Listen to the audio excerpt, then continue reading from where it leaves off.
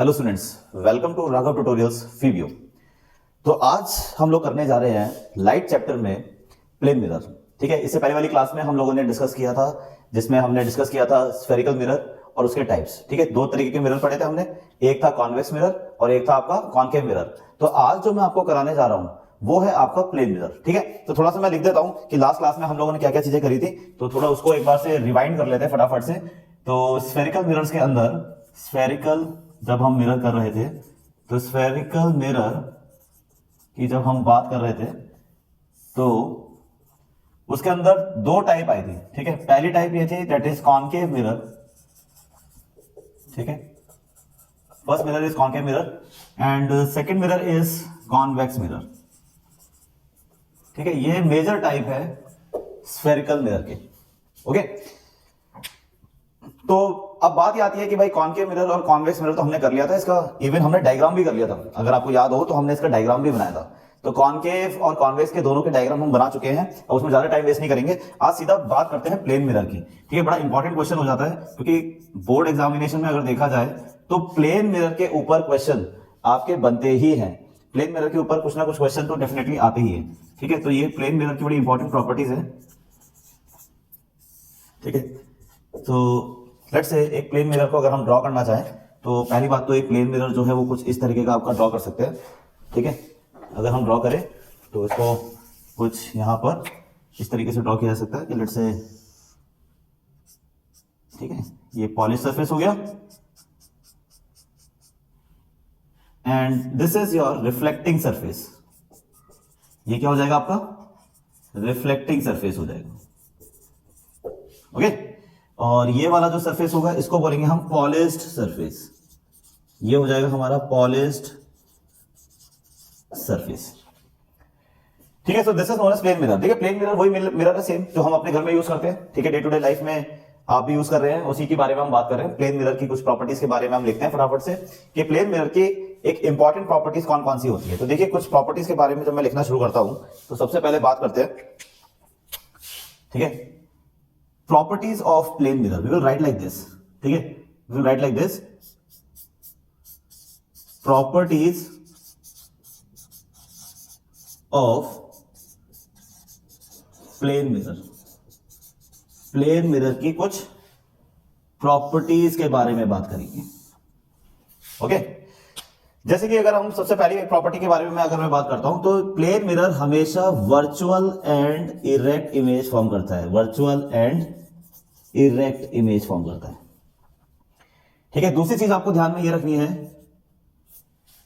कि जो size of image है, साइज ऑफ इमेज वो बिल्कुल साइज ऑफ ऑब्जेक्ट के बराबर होगी। यानी कि अगर मेरी हाइट मान लीजिए जो भी है, ठीक है, उस हाइट के बराबर ही मेरी इमेज फॉर्म होगी प्लेन मिरर के अंदर, तो उसको हम बोलते हैं same as that of object. ठीक है, size of image, size of image same as that of object.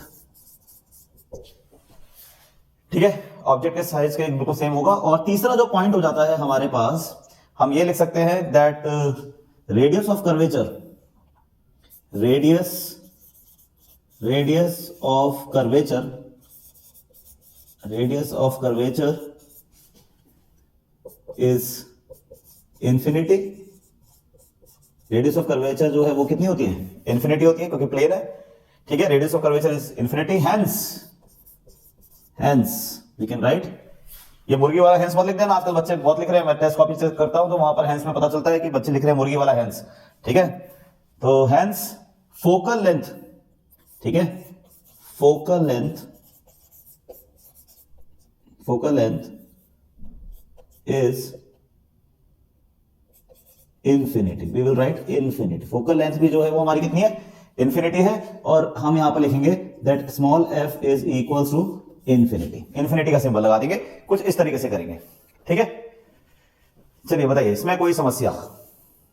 कोई समस्या नहीं है। चलिए, बहुत बढ़िया, फर्स्ट क्लास। तो क्लास को बिल्कुल इसी तरीके से बेसिक से चलते हुए चलेंगे। अब देखिए, क्वेश्चन ये उठता है कि क्या सर प्लेन मिरर एक स्फेरिकल मिरर है?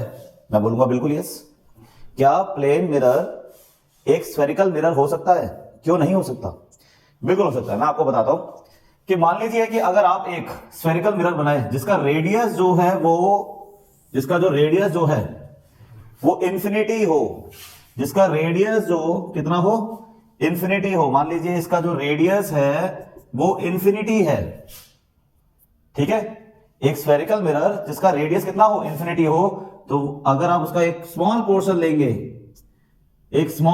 लेंगे तो ये ऑलमोस्ट क्या बनेगा, ये एक स्ट्रेट लाइन ही बनेगा, ये एक प्लेन मिरर ही बनेगा। अब ये चीजें जो होती हैं ये बुक के अंदर नहीं होती है, ठीक है, ये सारी चीजें बुक के अंदर नहीं मिलेंगी आपको, लेकिन ये एक कॉन्सेप्ट है। तो यस, प्लेन मिरर जो है वो एक स्फेरिकल मिरर हो सकता है, एंड द साइज यानी कि the radius of the spherical mirror becomes infinity, वो कितना हो जाए, इंफिनिटी हो जाए। ओके, तो ये चीजें ध्यान में रखनी है, छोटी छोटी बातें हैं लेकिन बड़ी ही इंपॉर्टेंट है। चलिए आगे बढ़ते हैं। देखिए इसके बाद एक और इसमें मैं जोड़ लेता हूं, वैसे तो इतना इंपॉर्टेंट नहीं है लेकिन डाल देते हैं, दैट लेटरल इन्वर्जन, ठीक है। फोर्थ पॉइंट जो है वो आपको लेटरल इन्वर्जन इमेजेस मिलती हैं, लेटरल इन्वर्जन की इमेजेस मिलेंगे। Now what is lateral inversion? तो बहुत सिंपल है, आप सामने खड़े हैं मिरर के सामने आप अपने हाथ को ऐसे रखिए, आपका जो थंब है अभी आपके लेफ्ट हैंड साइड में है, ठीक है। राइट हैंड को आप सामने इस तरीके से रखिए तो आप देखेंगे आपका जो लेफ्ट हैंड है, ठीक है, तो वो आपका क्या है, क्या नाम है, लेफ्ट साइड में आ रहा है, यानी कि जो थंब है वो आपका लेफ्ट साइड में आ रहा है।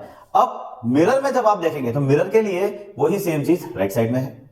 ऐसे नहीं बन रही है इमेज ऐसी ही बन रही है, लेकिन फर्क क्या है, लेटरल का फर्क है। This is called as lateral, ये लेटरल का फर्क आ रहा है और इसी को हम बोलते हैं लेटरल इन्वर्जन। इन्वर्जन का देखो दो मतलब होते हैं, इन्वर्जन का मतलब इन्वर्टेड, एक होता है कि भाई ऑब्जेक्ट आपने ऐसे रखा और इमेज ऐसे बनी, ठीक है, वो इन्वर्टेड इमेज है, ठीक है। लेकिन लेटरल, जब मैं लेटरल वर्ड का यूज करता हूं तो लेटरल का मतलब है कि आपने हैंड को ऐसे रखा लेकिन इमेज ऐसी बनी, हैंड ऐसे रखा इमेज ऐसी बनी, ठीक है, तो इसको बोलते हैं हम लेटरल इन्वर्जन।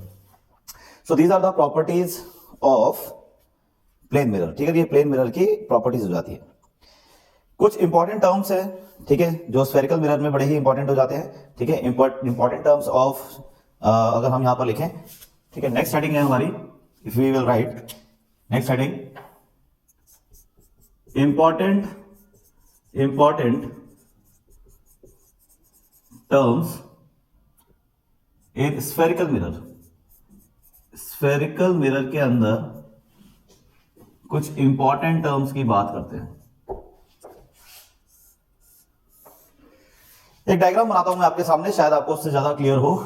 लेट्स से ये आपके पास एक कॉनकेव मिरर है, so let's say this is your concave mirror, ये आपके पास एक कॉनकेव मिरर है, ठीक है, and this is known as principal axis, ठीक है, इसको क्या बोलते हैं हम, प्रिंसिपल एक्सिस, ठीक है, this is principal axis, okay. तो principal axis is a base line, हम ये कह सकते हैं ये बेस लाइन है, and it always passes to the centre of the mirror, इस मिरर के सेंटर से पास हो रहा है, तो मिरर को हम लेट्स से एक्स वाई नाम दे देते हैं। तो ये जो प्रिंसिपल एक्सिस जो कि सेंटर ऑफ द मिरर से पास हो रही है, ये इस मिरर को जहां पर इंटरसेक्ट करेगा, that intersecting point is known as pole, इसको क्या बोलते हैं, पोल। तो P यहां पर क्या हो गया, हम यहां पे लिख सकते हैं that P is nothing else is your pole.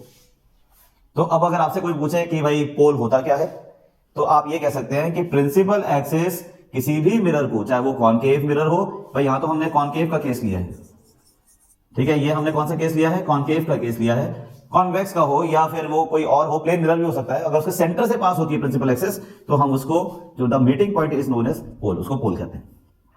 Obvious सी बात है, क्योंकि एक स्फेरिकल मिरर का पार्ट है, तो अगर मैं एक स्फीयर बनाऊंगा तो देखिए स्फीयर कुछ इस तरीके से बनता हुआ चला जाएगा, तो ऑब्वियस सी बात है इसका एक सेंटर होगा, तो मान लेते हैं कि this is the centre C, तो इस C को बोलते हैं हम centre of curvature, this is known as centre of curvature, इसको सेंटर ऑफ कर्वेचर बोलेंगे।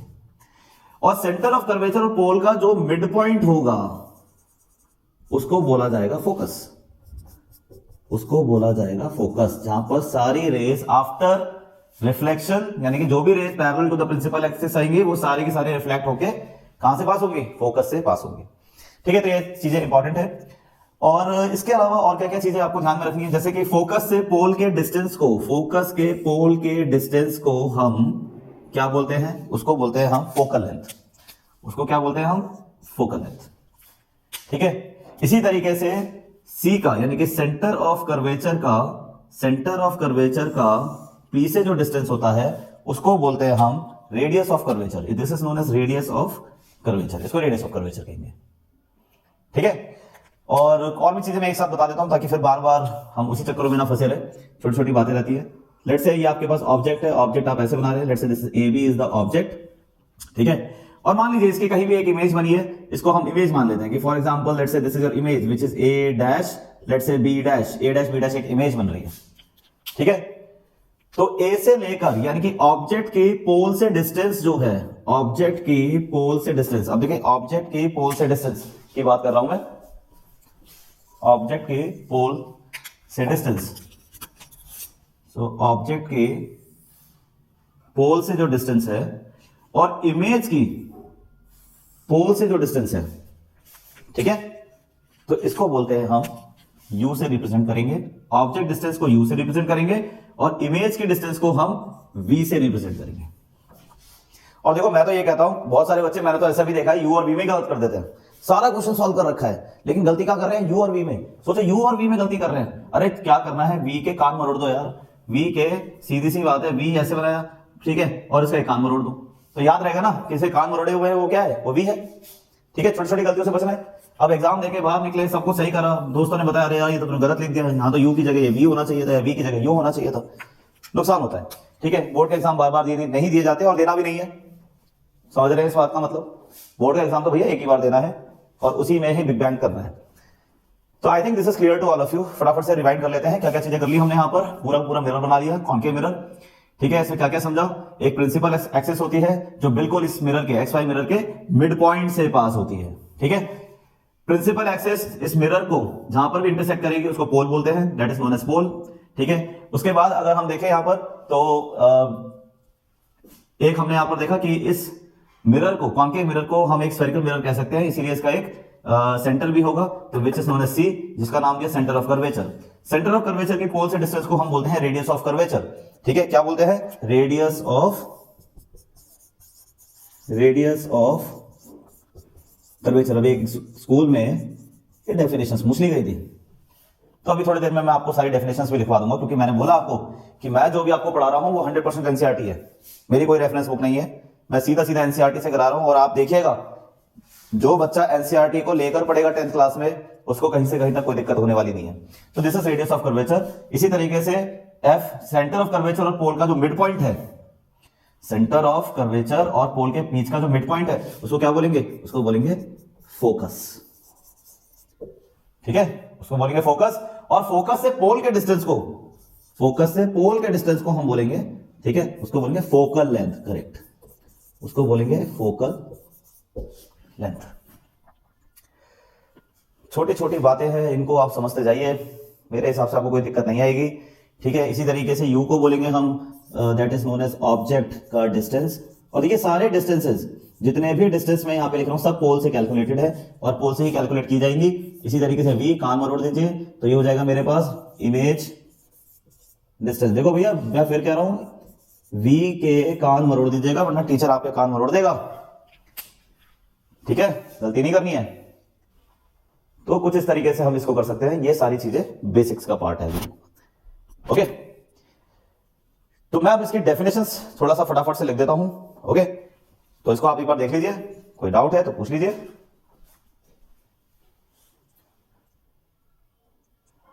ठीक है, अब जैसे मैंने अभी आपको बताया कि भाई C जो है यानी सेंटर ऑफ कर्वेचर और पोल के बीच का जो डिस्टेंस है, ठीक है, सेंटर ऑफ कर्वेचर और पोल के बीच का जो डिस्टेंस है उसको फोकस कहते हैं। तो एक रिलेशन नहीं बन गया हमारे पास, तो क्या हम यहां पे लिख नहीं सकते? हम यहां पे बिल्कुल लिख सकते हैं, relation between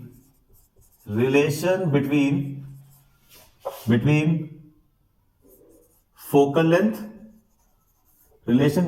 length and radius of curvature. इनके बीच में हमारे पास एक रिलेशन फॉर्म हो चुका है, एंड दैट रिलेशन इज, अगर हम यहां देखें तो वो हो जाएगा हमारे पास, that focal length is just r/2।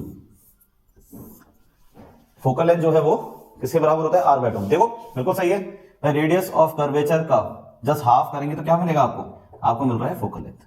तो C और P का जो मिड पॉइंट है वो फोकस है, और फोकस से पोल के डिस्टेंस को हम क्या बोलते हैं, फोकल लेंथ कहते हैं। तो ये रिलेशन भी बड़ा इंपॉर्टेंट हो गया। ठीक है, अरे समझ में आ रहा है सभी को?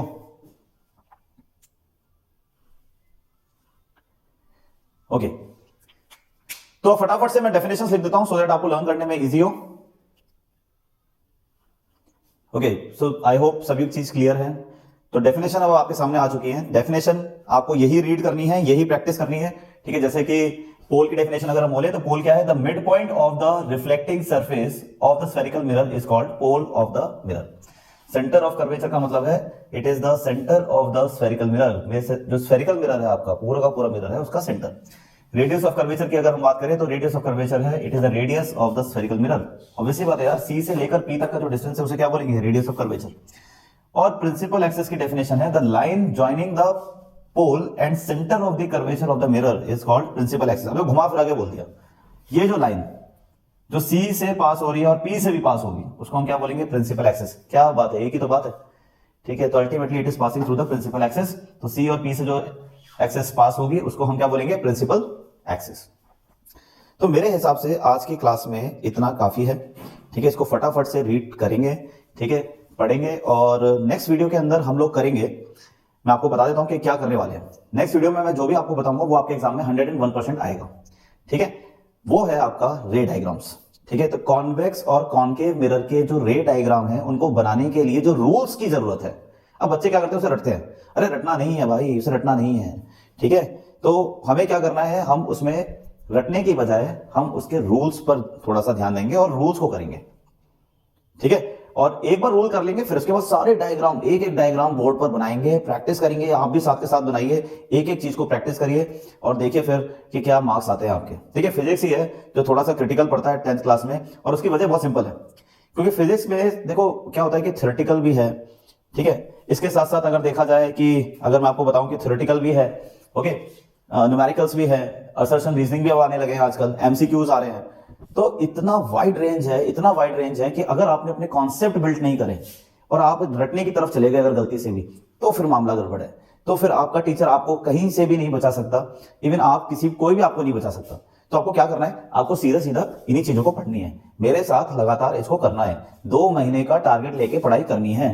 आप थोड़ा स्पीड से पढ़ना चाहे पढ़ लीजिए, भाई हमें तो हर बच्चे का ध्यान रखना है, टॉपर बच्चे का भी ध्यान रखना है और एक मीडियम स्टूडेंट का भी ध्यान रखना है। तो एक बीच में स्टडी करा रहे हैं ताकि दोनों जो है उनको किसी को भी ऐसा ना लगे कि यार ये तो बहुत स्लो हो रहा है या कोई ये कहे कि बहुत तेज चल रहा है। नहीं, मीडियम स्पीड है, ठीक ठाक है। 2 महीने के अंदर करा देंगे सारा कुछ, जबकि मैं स्टार्टिंग से बोल ही रहा हूं। बस आपका काम ये है कि आपको साथ के साथ करना है, अभी नहीं तो कभी नहीं सिचुएशन है। आज नहीं किया तो जिंदगी भर कहते रहोगे, मार्कशीट देखते रहोगे और यही सोचते रहोगे कि यार काश कर लेते। तो ऐसा सोचना नहीं है, करना है। ठीक है, सोचना कम है, करना ज्यादा है। ठीक है, एक्शंस ज्यादा होने चाहिए, थिंकिंग कम होनी चाहिए। एक्शंस जिसके ज्यादा होते हैं, देखो सोचने के लिए तो सोचने के लिए आप चांद पे चले जाओ, सोच लिया, और what about the actions, zero. तो इसलिए कोई रिजल्ट नहीं। एग्जैक्टली यहाँ पर भी ऐसा ही है। आपने अगर यहाँ पर आज घर पर जाकर सी को प्रैक्टिस कर लिया, आप देखिए आपको कोई दिक्कत नहीं होने वाली है। ठीक है, चलिए आज की क्लास को वाइंड अप करते हैं। चलिए, थैंक यू।